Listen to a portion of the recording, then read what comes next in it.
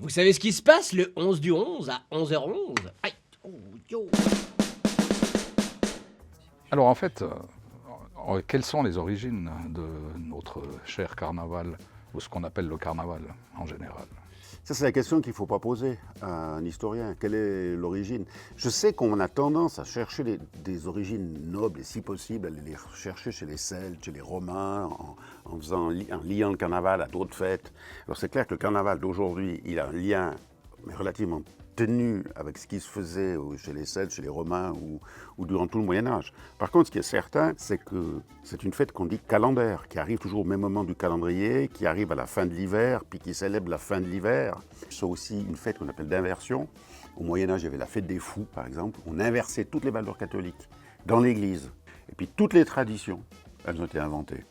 Donc il y a eu un jour, Qui a commencé. qui a commencé. Alors soit on dit ça a 4000 ans, soit on dit il y a 100 ans. Mais le carnaval de Sion, il a combien d'années? Il a 60 ans, même pas. 75, donc les débuts, les balbutiements, mais bien sûr qu'il y avait du carnaval avant. Il y avait les grands bals aussi des hôtels, donc sur la Planta, l'hôtel de la Planta, l'hôtel de la Paix. Je me souviens de ces bals.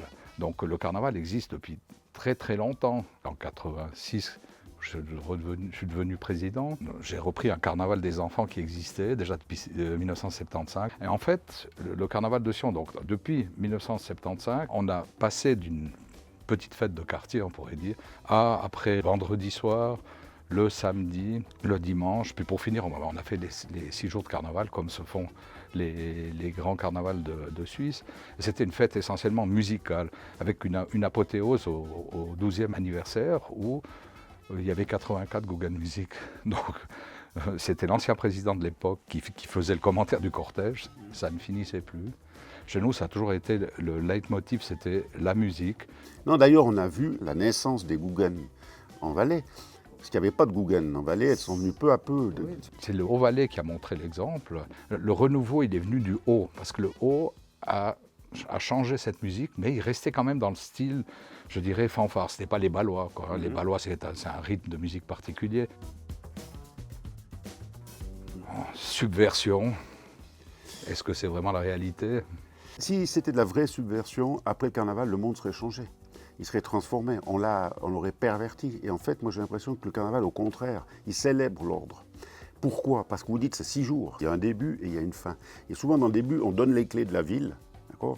Et puis, en faisant ça, on manifeste que c'est que 6 jours où vous avez les clés de la ville, puis après vous les rendez. Et peut-être qu'il y a encore plus de contrôle à carnaval qu'à d'autres moments, parce qu'il faudrait se déguiser, il faudrait faire ci, il faudrait savoir rire, il faudrait savoir...